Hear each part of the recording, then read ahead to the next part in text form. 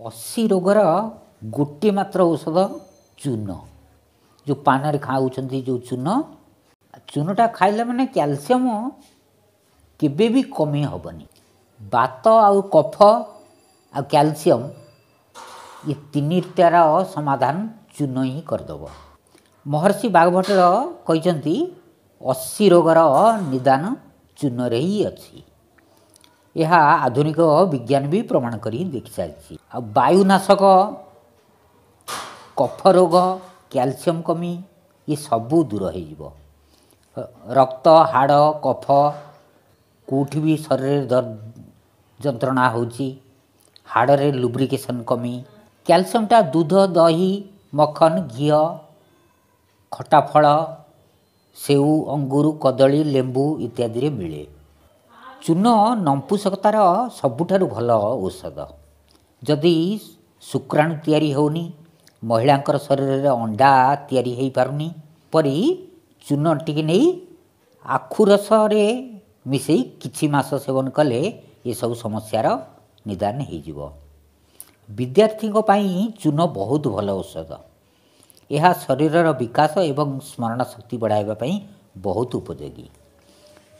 दही सहित मिलाकि चून को खाइबा दरकार। मतिमंद पिलामानंकु दही सहित देले बुद्धिर विकास हुए।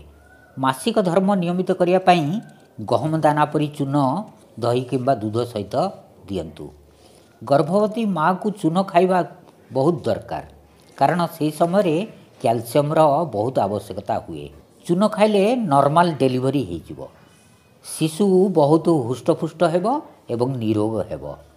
शिशु बहुत इंटेलिजेंट एवं ब्रिलियंट हेबो। चून आंठु गंठी जंत्रणा कांध जंत्रणा अंटा जंत्रणा समस्त हाड़ रोग मांसपेशी रोग चून बहुत बढ़िया काम करे। दांत रे ठंडा गरम लगुले चून बढ़िया काम करिवो। रक्त कमी कारण शरीर में दुर्बल आसूची चून को डालिंब रस किंबा लेंबू रस किंबा आखु रस रे मिलाई खाइबा दरकार। चरक संहिता रे बात रोग 80 प्रकार हुए। ये सबू चून रे ठीक हो जाए। प्राण अपान समान उदान और वायन जो पंच प्राण आर असंतुलन रे बात रोग हो जाए। बात रोगर लक्षण शरीर रे रुखापन जकड़न आसे छुंची फोड़ला पड़ी शरीर जंत्रणा हुए हाड़ जोड़े जंत्रणा हुए शरीर कंपन कमजोरी लगे शरीर ठंडा हो जिबा बधिरा हो जिबा पेट सफा न होबा मुहर स्वाद बदली जिबा नख दांत त्वचा फीका पड़ जाए। वायु संबंधित रोग ये सब हुए। मलमूत्र निष्कासन रे असुविधा हुए हजम शक्ति कमी शरीर आलस्य रोहे हाथ पाद फाटी जाए पादरे जंत्रणा हुए जंघ हाड़े एवं मांसपेशी जंत्रणा मलद्वार बाहर आसीजा मलद्वार रे जंत्रणा अंड ग्रंथि गुड़िक ऊपर चढ़ी जाए मूत्र इंद्रिय रे जकड़न हुए हाड़े शब्द आसे पेटर गैस ऊपर चढ़ी जाए फल बहुत जंत्रणा हुए।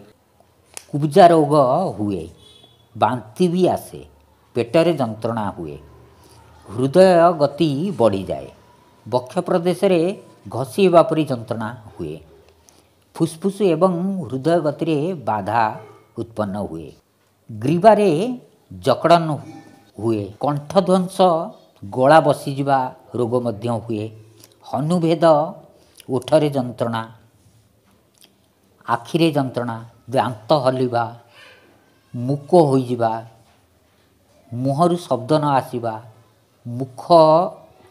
मुखशोष मुह सुखीजा मुहरे स्वादर ज्ञान न होबा घ्राण शक्ति सुंघिबा शक्ति कम होइजिबा कर्णमूल जंत्रणा अशब्द श्रवण ध्वनि नहेले मध्य ये कान रे पे पे आवाज हुए काल होइजिबा आखिर पलक उपरे ऊपर तल न होबा आखि फुलिबा कम देखिबा शक्ति आखि डोला तेढ़ा हुए वक्रतारे देखिबा मुंडबिंधा, केश मूल विकृति, मस्तिष्क रोग, हाथ पाद चलन कंट्रोल रुहे ना, मिर्गी रोग हुए, भ्रम पागलामी रोग हुए, हिक्का आसे, प्रलाप रोग हुए, शरीर कला पड़जा, शरीर रंग लाल पड़जा, निद आसे ना, चित्त स्थिर रुहे ना,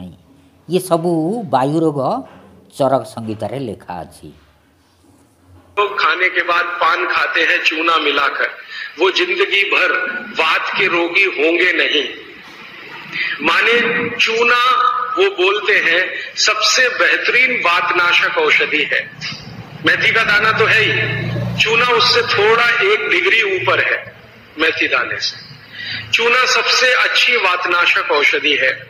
चूने के बारे में भागवत जी का बहुत रिसर्च है, बहुत रिसर्च है, और वो ये कहते हैं कि ये भगवान की दी हुई प्रचंड मात्रा में अद्भुत ऐसी चीज है जो आपके वात के सब रोगों को दूर करेगी।